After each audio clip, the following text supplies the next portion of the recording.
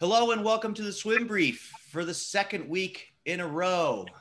I've got two recovering swim coaches, Erik Wiken, who works for Speedo in some capacity, and we'll talk a little bit more about that this time around, and Joel Rollings, who gainfully unemployed, and as we remind people, only coached one Division III national champion. Was not able to get up to two, and he sort of forever hangs his head in shame because of that. Much shame. Yeah.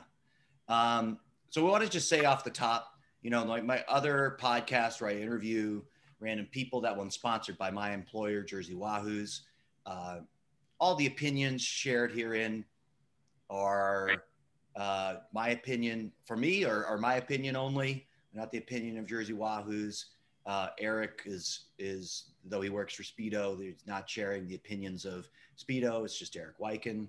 And Joel, we don't want you to get fired by Lori, okay? So these are just your opinions, right? Right. Every day I wake up wondering, how do I not get divorced today? And so by not using any other opinions other than my own, that'd be one way. Yes.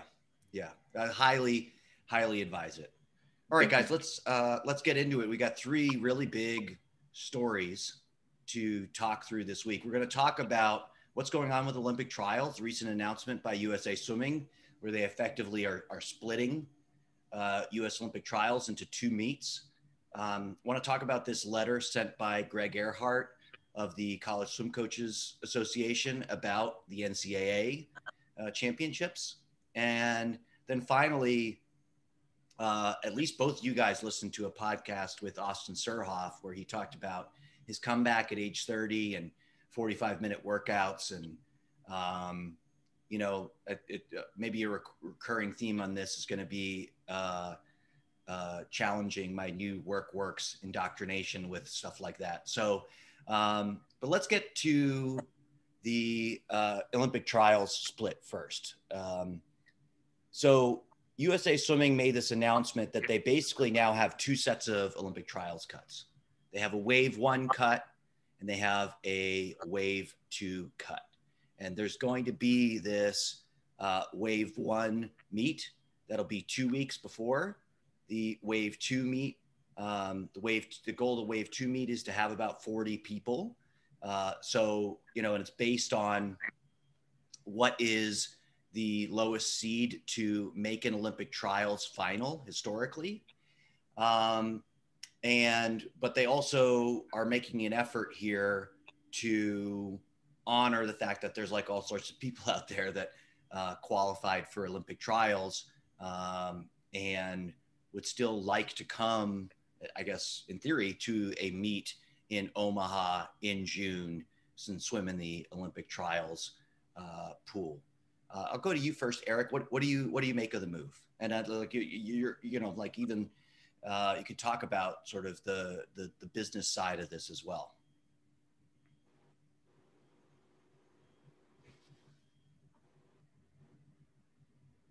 Are you there, Erik? We lost Erik already? All right, Joel, why don't we go to you first? What do you make of this move by USA Swimming? I think it's a great idea. I think, all things considered with the pandemic, to be able to go through the meet, I think they really kind of thought outside the box a little bit and kept what they needed in the meet. I look at like college football, how they have they have 4 for the final championships, and they and people are like, well, if you want to decide who number 1 is, we can't just pick between 1 and 2, so they went down to 4. And then all of a sudden people are like, well, geez, what's the difference between 4th and 5th? And it's like, who gives a crap? It's not about who's deciding 5th. It's about deciding who's first. Right. And the same thing in Olympic trials. You're taking 2. Why would the meet balloon out that big? And I was reading the Wall Street Journal article. I guess this is the one meet that USA Swimming makes money on. A ton of money, Joel. A ton of money. Yeah. And so it's like, all right, so you don't want to kill the cow on that one. So I get that. But nonetheless, you want the quality of the meet where you have, you're still picking out the 2 people that you need for this. And so you want a good quality meet for that. but also on the same side of the coin here, we want that progression, development, where you're using the meet to progress the kids, where you get some kids in there. Like I read about how like Missy Franklin was whatever place when she first went, or you have like a Dana Vollmer who was first. And so you kind of need that progression. And so I think having that first kind of wave come in, and then they have to learn that you have to swim out of that wave to get into the next wave. I think they still keep that learning experience for a lot of people, but then also they start to teach people like, this is what you have to do to kind of advance. This is what you have to do to move on. And I think there's a lot of great skills. I think that's the biggest part about Olympic trials, is that, you get that 14-year-old kid who's in there, they get one swim, and then next go around, you're going to be 18 and you're going to have a better chance of getting a second swim, or even, doing something. And then so if you hit that quadrennial just right, I mean, there's so much that you can learn from this. And I think it's just a great adaptation for the times. And it's something they should probably just keep on doing all the way through. Yeah. I as you speak to all that, like I'm just old enough to remember an Olympic trials. Like I remember when I started swimming, I was 9 years old. It's 1992. So now everybody knows how old I am listening to the podcast. But we had a kid from my club team who went to Olympic trials in the 400 IM. And when I got a little bit older, I wondered like, hey, how did he do? So because I was a huge nerd, and USA Swimming had all those old PDFs. Was. Now I'm like, yeah. I'm just such a cool guy. Yeah. Anyway, I went and looked it up, and I realized like there's probably less than 20 guys at that 1992 Olympic trials meet swimming the 400 IM. So it's not that far back in history that the Olympic trials really was basically the people who had any reasonable chance of making the Olympic team. Because they say like 40th is like the historically lowest seed that's made a final. I think if you look for, and I did this at one point back when this is something that I did in writing, like what was the lowest seed? It's probably around 2008. Looked at like what was the lowest seed historically to make an Olympic team. And I think it's like, it was no lower than the teens. So honestly, It's like two heats of people who have really a legitimate shot at making the team. I have a couple cynical takes on this. I think it's good to point out that this is an essential part of USA Swimming's business model. So when I see Mike Unger say like, oh, we're going to put safety first, let's be honest, Mike, what's first is the financial solvency of USA Swimming. I've been told by a source within USA Swimming that USA Swimming basically would be insolvent without this Olympic trials, without the money that they normally get from an Olympic trials competition. And people like Mike Unger aren't going to be able to make 3 times what they would make on the open market in terms of salary if USA Swimming becomes insolvent. So I've been waiting for them to sort of come up with a plan B. There's been many unwritten blog posts where they sort of was like, hey, are we going to have a plan B for Olympic trials? And on the whole, actually, I think this is a pretty good plan B. All that said, I think they've come up with a pretty good plan B.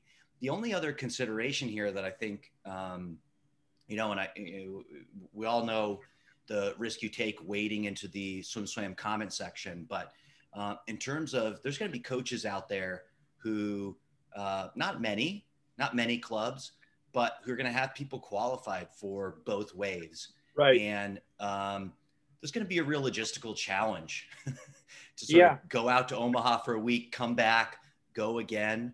It's going to be really expensive for those places. And, a lot of these swim clubs are under threat. So I think there's a legitimate concern. It's not a concern for a lot of people. I mean, I think there's a lot, you'd have to do the statistics. There's going to be a lot of clubs that are basically just participating in that first wave. Erik, do we have you? Oh, we have no audio on Erik. I've got a friend who's got that dilemma though, where he has a kid in wave 1 and wave 2, and then some others. And right now they're kind of mulling over the idea. It's like, well, do you want to be out there for a couple of weeks straight, or are we just going to, take our shot in the real way, the big wave, or do we go out there for the full experience? And it's the family's like, we're going to pay for hotel for how many weeks, 2 weeks to be out there. And, right. Especially in the middle of a pandemic, it's a logistical nightmare for some coaches though. Yeah. And that's a problem. Yeah. And talk about getting divorced. I know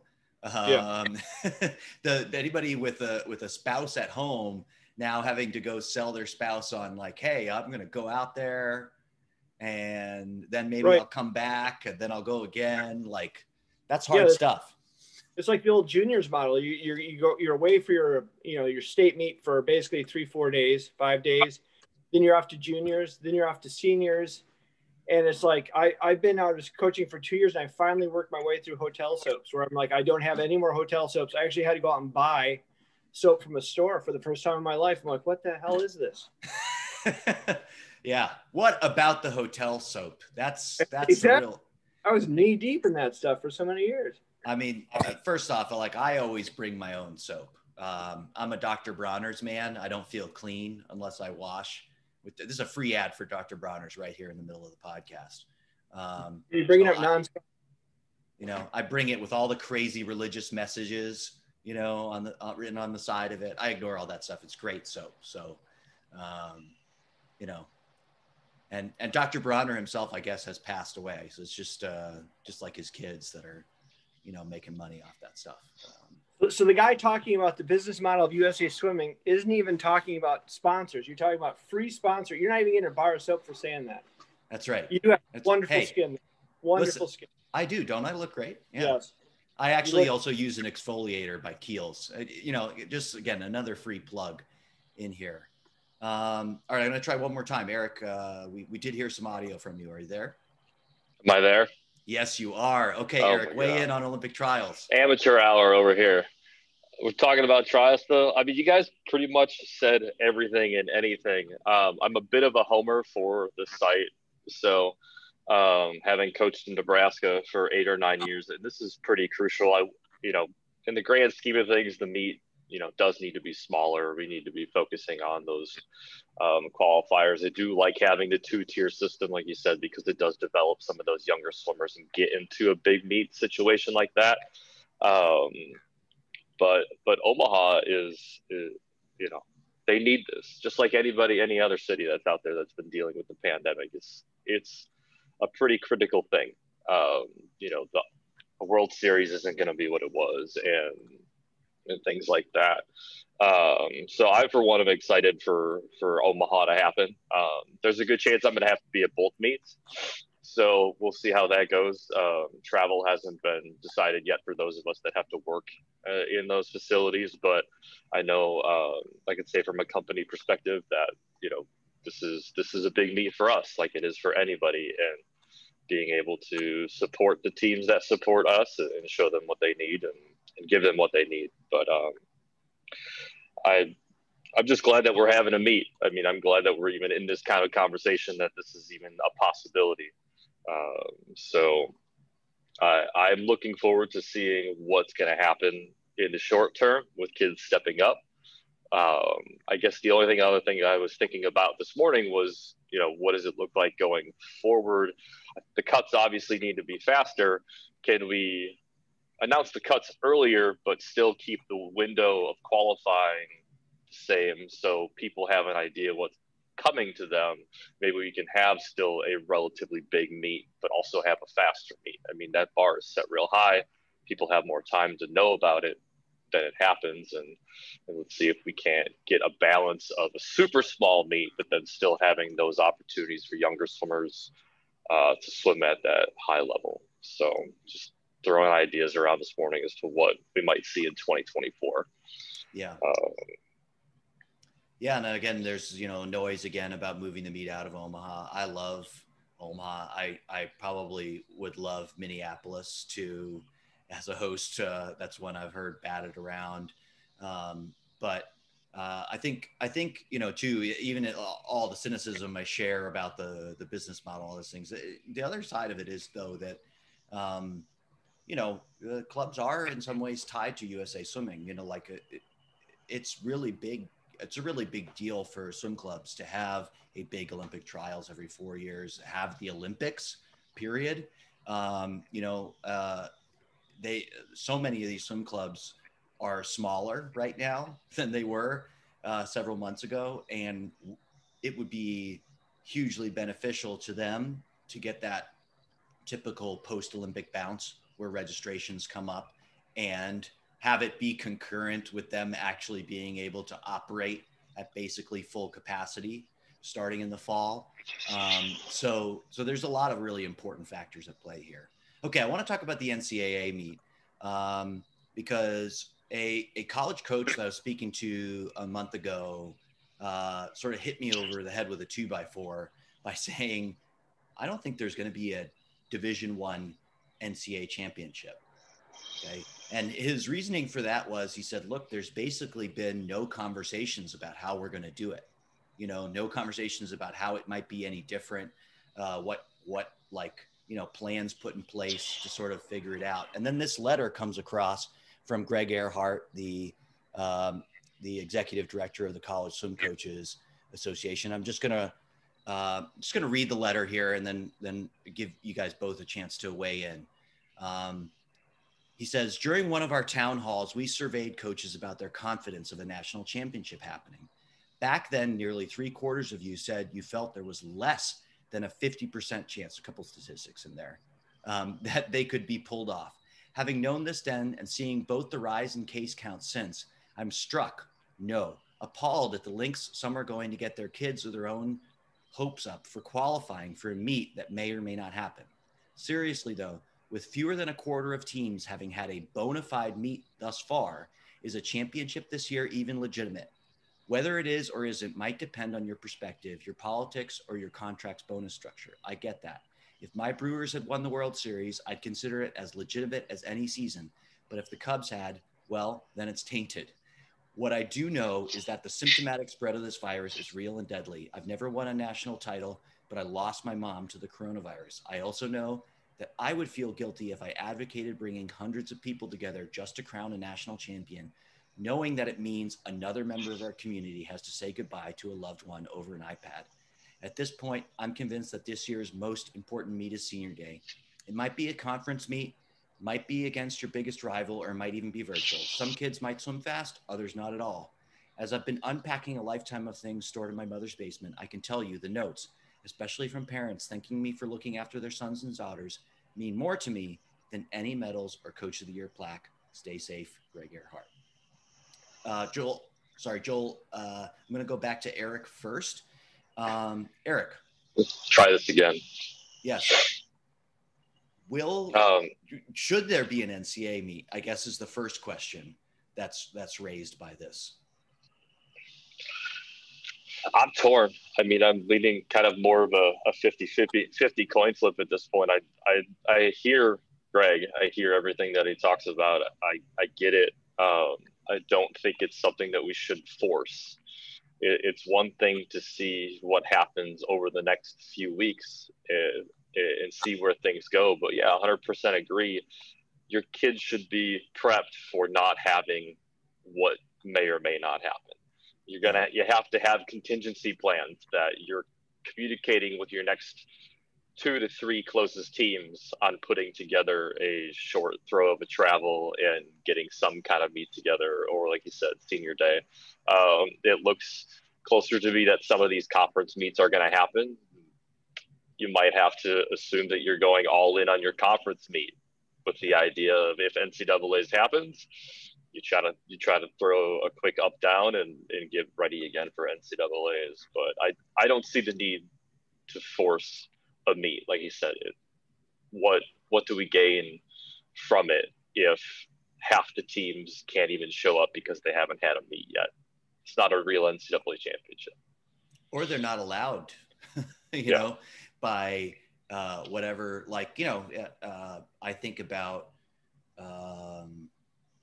New Jersey right now, and I don't see this changing between now and when an NCAA meet might be held. If kids left for an NCAA championship, you know, would they have to get there? What would the quarantine situation be on the other side? Would they have to quarantine for 2 weeks before the meet started? What would the quarantine situation be for them coming back? Like, there is a lot of logistical challenges. And I think some of this, you know, probably a recurring theme of 2021 is that there is some hope that things are going to get better, but there's been a lot of stuff that's just been delayed. And when it was delayed, you know, like when NCAAs was canceled last year, it's like, okay, well, there's definitely going to be an NCAA meet next year, right? And now we're at next year and things aren't better. And at the last minute, it's sort of like, oh, shoot, what do we do? Like, what do we do about all of this? Like, we're dealing with it here in our LSC too. They've just sort of punted championships to April, or actually an indefinite, like, later date. We're hearing that April maybe is where things are going to happen. And I can tell you, we've just sort of put something together because we can't rely on a higher power sort of sanctioning a meet and putting a meet together. Joel, as a former NCAA coach, again, only coached one Division III national champion. What do you think about all this? That letter that Erik was just that Greg wrote is just amazing. It's really great to tie it into his personal life like that. And I think that's the thing, is it shows again just such the big picture. And I think a lot of times as coaches we get so into the world of coaching. You know, everything we do is revolving around getting these kids better, getting these kids towards their goals, getting their kids to dreams. That it becomes our only thing. And those are the coaches you hear the most are like, how can you dare take this away from us? You know, it becomes, rather than kind of, again, that learning moment that I think a lot of us kind of embrace with coaching, where you're like, you know, here's a bump in the road, and let's learn from this. I remember I heard a story about Coach McKeever last year with NCAAs. You know, she's got obviously great women's program going. She's got a bunch of national champions, not just one, obviously. And she's in there telling the girls, like with the women, that you got to look at this. There's people out there dying right now, and we're talking about a swim meet.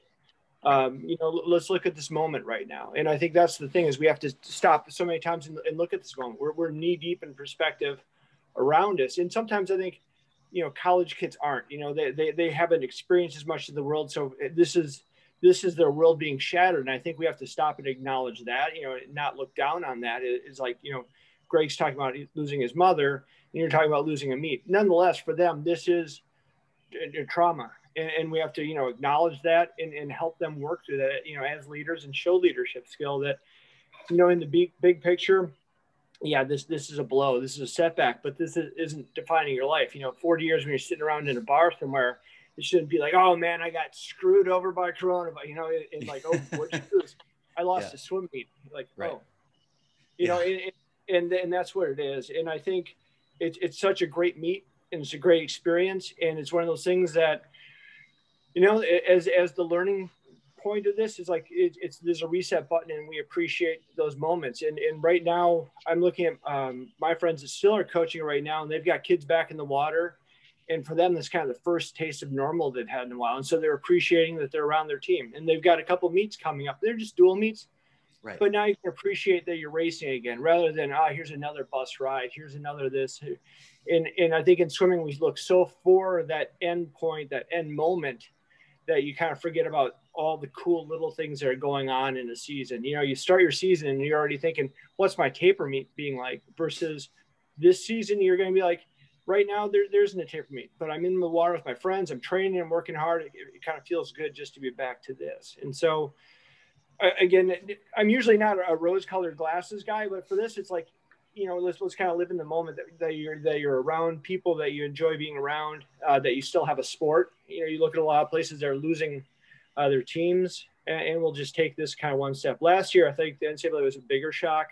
I didn't know too many that were looking for this to get off at all. They were wondering if they're even going to be in the water. So, right, you know, kind of appreciating that moment.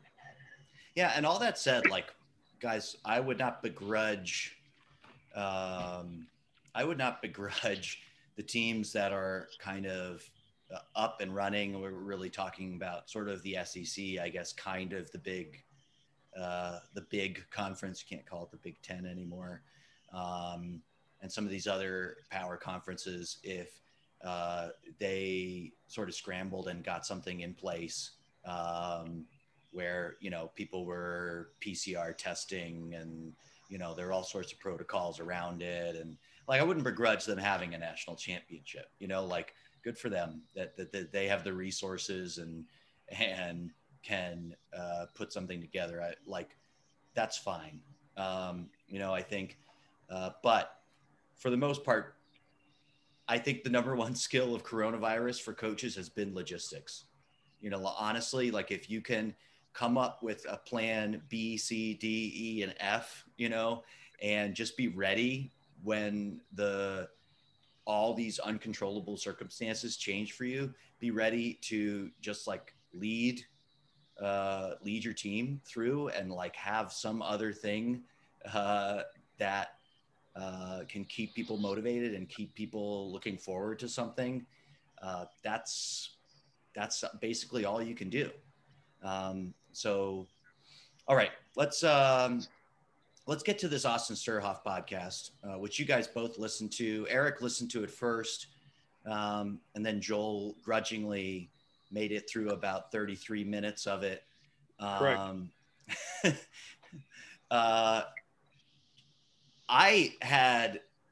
First off, the fact that Austin Surhoff is 30 years old made me feel really old.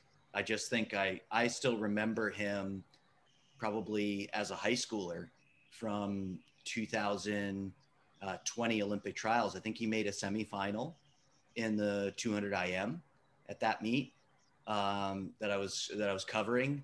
And, he's a guy, he was a really, really promising high school athlete, had a great college career at Texas. And I had kind of put his swimming career down the memory hole until I saw this thing again. And, the fact that he's here putting up lifetime bests in the 50 and 100 free.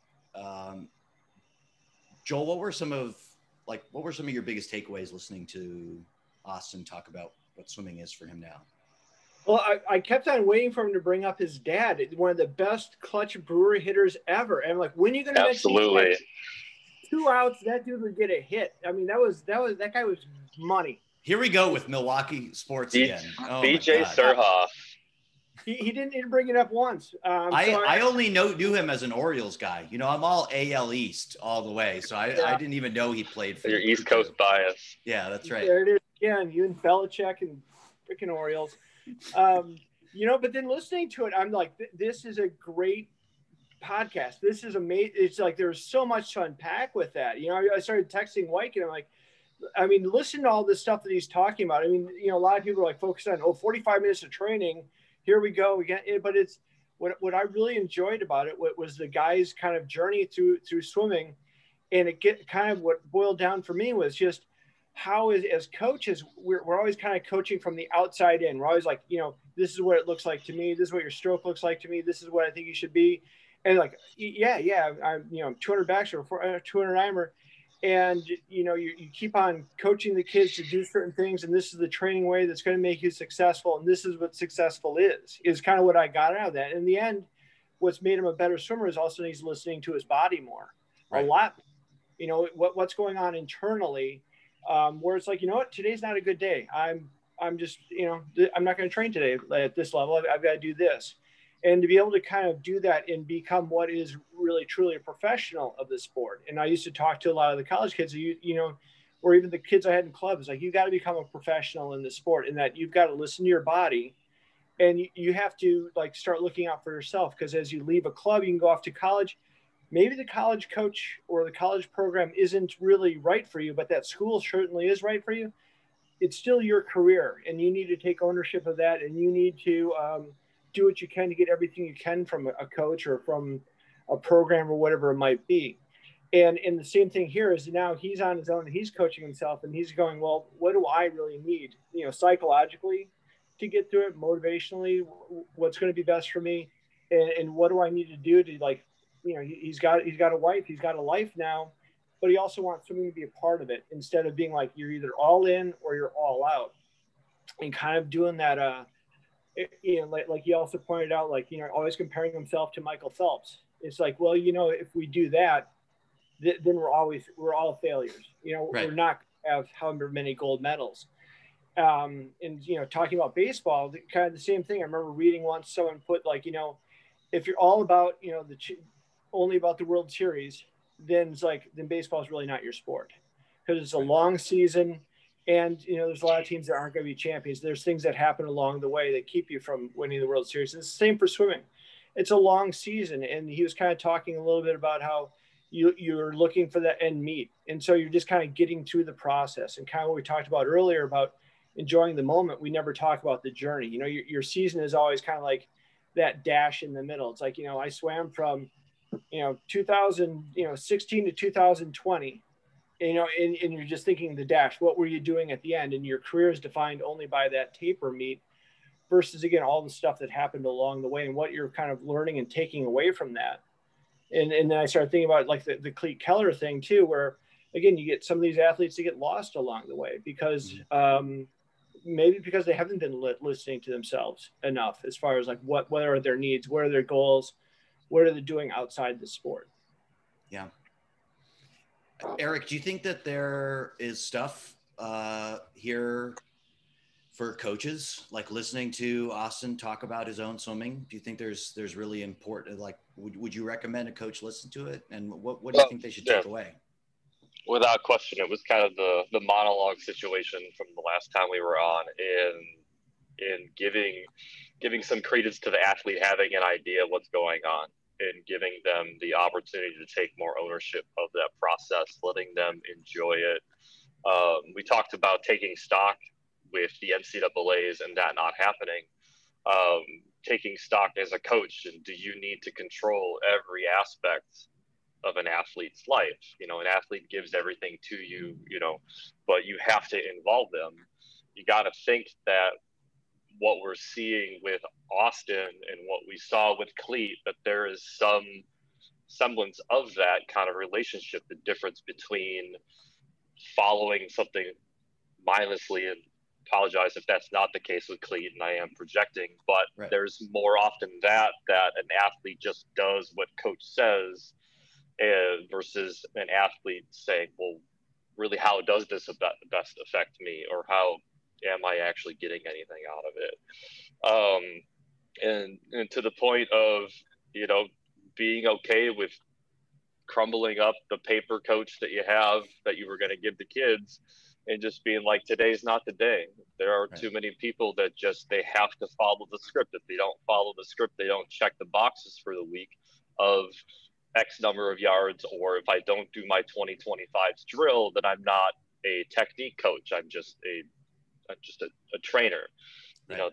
There's too much of that, and there's too much put into that as a coach. That it's just, we're missing everything that's great about the sport and great about the interactions with these athletes. And at times I did it. I'll be the first to admit, as a coach, I was the one who was at times comparing myself to others, or trying to check boxes and then freaking out about not checking boxes. And then I just kind of gave way to that. Yeah, I mean, like, listening to it, the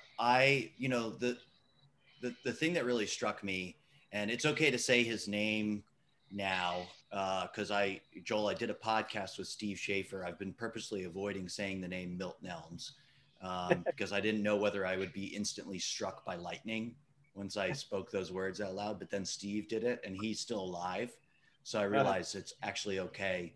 And you and I both been really influenced by Milt, and I think one of the, wisdom spills from the man's mouth. He probably doesn't even remember half the things he tells you a year later. But I remember when I was out in Arizona, I was watching him work with Grand Canyon, and something that really stuck with me as I went out and talked to teams about positive psychology and feedback and all that stuff is the coaches The coach's role is an observer, right?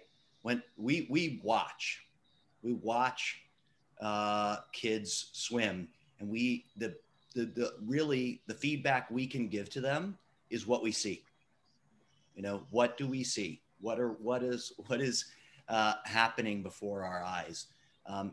And the athlete has a completely different set of information, and they have a completely different set of feedback they can give back. And listening to Austin, it strikes me that he sort of mastered the really important information that an athlete can give back to the coach.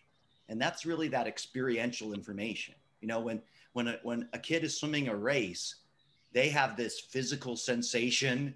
They have like all this stuff like emotionally going on. And that's all really important. And that's why, coaches get frustrated because kids come back to them and they go, they may go like, I didn't feel very good. Right. And the coach is like, what do you mean? Like, you're still supposed to try as hard as you can and race. But I think that's kids trying to tell you what they experienced. And if you can push them a little bit, to give you a little bit more information than I didn't feel good or I did feel good, right? Talk a little bit more about what happened. I think you can come work them through that. And Austin, I think, has done the necessary introspection to get that really valuable information back on the other end, so that he can be really, really efficient in a short amount of time and produce something really, really high level. So, I think there's a ton to take away. You want to say another thing, Erik? I see you're. Yeah, it just dawned on me. Something that I saw as a coach, something that has certainly changed. And I think when you talk about that interaction after that race, for those coaches that are interested, look at your post-race order of events with that kid. Right. Too often are we seeing a kid come off that race. Let's pick a stupid event like the 200 breaststroke. Oh, that's not a stupid event, Erik. That's a wonderful event. All right. Yeah. So says the breaststroker, right? Yeah. They come out of that race. They put everything into it. First thing they're supposed to do is report to coach.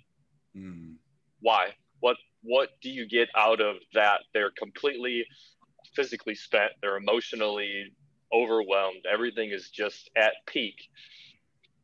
Allow them to warm down. Allow them that opportunity to process the race, come back. So instead of, I didn't feel good, well, then you can have a more developed conversation. And that's where you get somebody more like Austin Surhoff and less of that robot of, just getting the information. Let's remove our importance from this equation and put it more on the experience of the athlete and their opportunity to learn, because I don't know too many people who can come off of a 200 breaststroke that they put their heart and soul into and be able to eloquently state all of the things that they were feeling, or be able to get past the emotion of a bad swim. Yeah. Like why talk to a kid after they have a bad swim, which they didn't try to have a bad swim, but why get into it right there? Right. Let's de-escalate and then try to evaluate and give them that chance to learn, rather than just, this is what you did wrong, go warm down, let's do it right next time. It's like those, even you go back to the NCAA meet, they do those interviews, the swimmers literally still in the water, and they're like dropping a boom mic, in front of the starting block, like, hey, how was that 200 free for you? Like, and everybody's just hard. Not the ideal time to be in an interview, and you're right, probably not in many cases the ideal time to have like a really coherent conversation about what happened. Okay, now we're here, we're at the end. It's time for our sports reporters style last word. As Erik has just been dominating the conversation here, I'll go to you first, Joel. I think one thing I was interested in, like we were talking about, like with Olympic trials and kind of those kids on that quadrennial cycle is right now. We've got a lot of kids. You and I have talked about our own kids. My son hasn't been in the water, for a year now.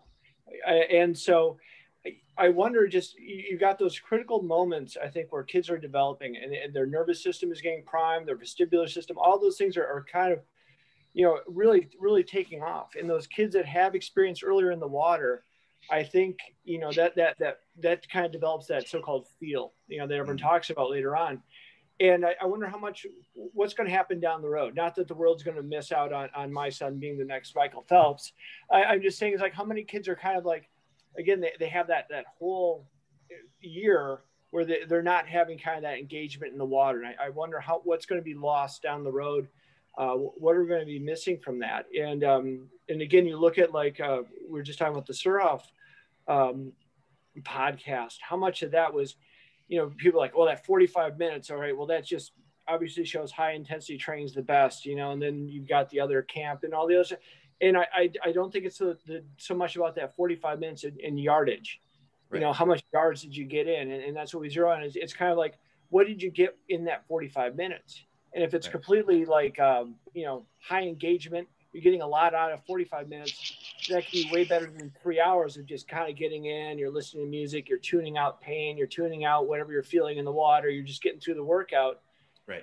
45-minute high engagement workout, I think it's just as valuable as anything. And so right now, I think a lot of really young kids are losing that engagement with the water where they develop that feel and that sense of what's going on internally.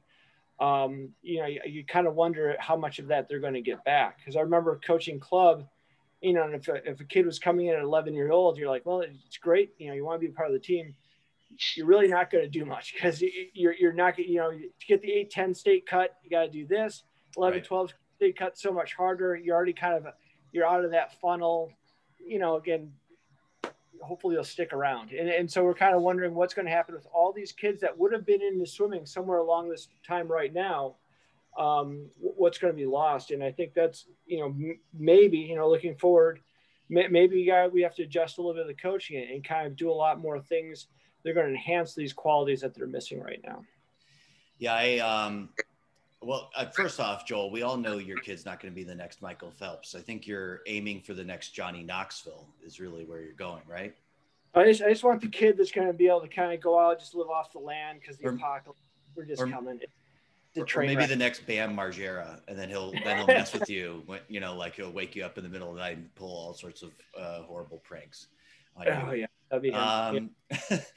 But I agree with you. I mean, I had this moment of insecurity. I took my daughter, I brought her to my practice on Sunday because I closed the whole place down so we could get in the lesson pool and swim together. And we swam for an hour. She was so proud of herself. She swam in the deep end all by herself.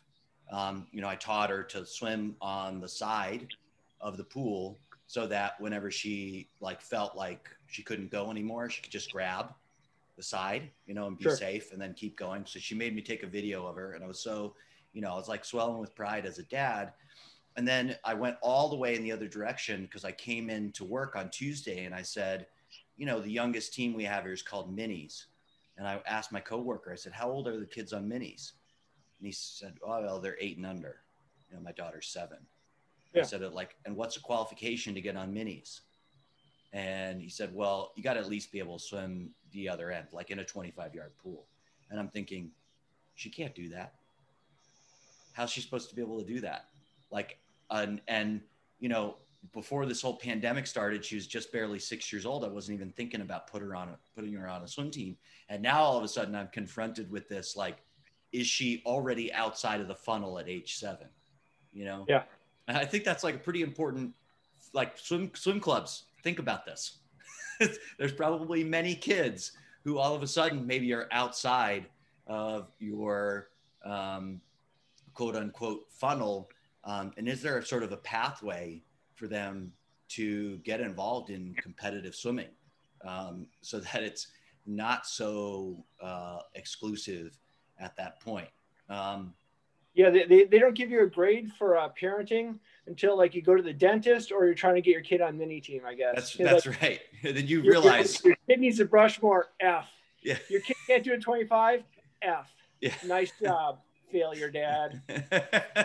I'll see if I can make I'm going to put fins on her next time I come down and teach her how to breathe, because that's the main barrier right now. She can put her arms in front of her and she can move her legs, but every time she has to breathe, she goes vertical. And that'll be the next podcast. We'll talk about how to cry. That's right. I had to go talk to one of my assistant coach who actually teaches swimming and go, how do you teach a kid how to breathe again? Because I haven't done it for 23 years. So I could use a little refresher. Erik, your final word. Well, I mean, listening to both of you talk about your kids getting in, you getting in, just reminding me of one of the big things with coaching and trying to put ourselves in that place of the athlete is coaches get in the water.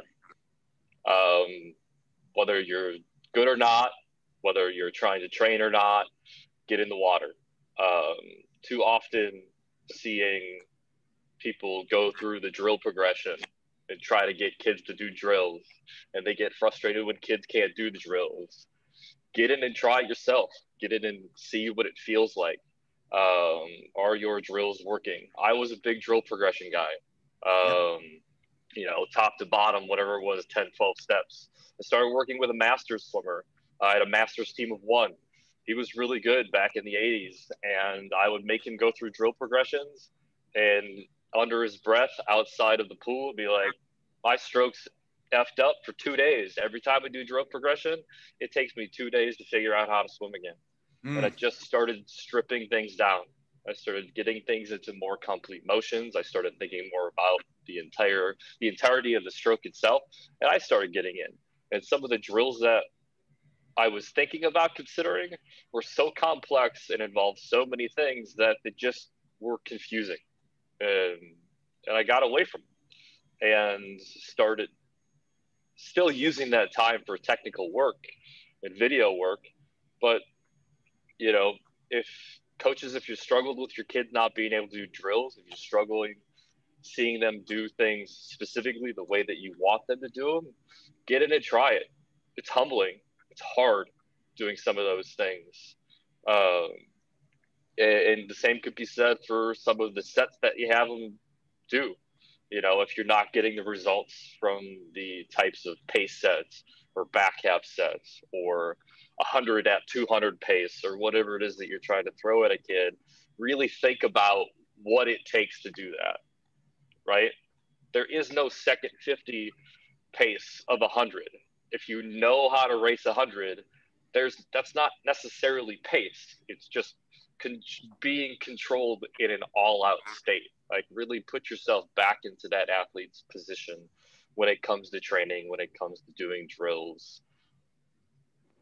Are we really doing what's in their best interest in the long term with some of that complexity and some of that language? Yeah. Think about it. All right. My final word. I actually want to do a shout out to another local swim club here, not Jersey Wahoos. We have a meet coming up this weekend where we're hosting our third meet here of the year.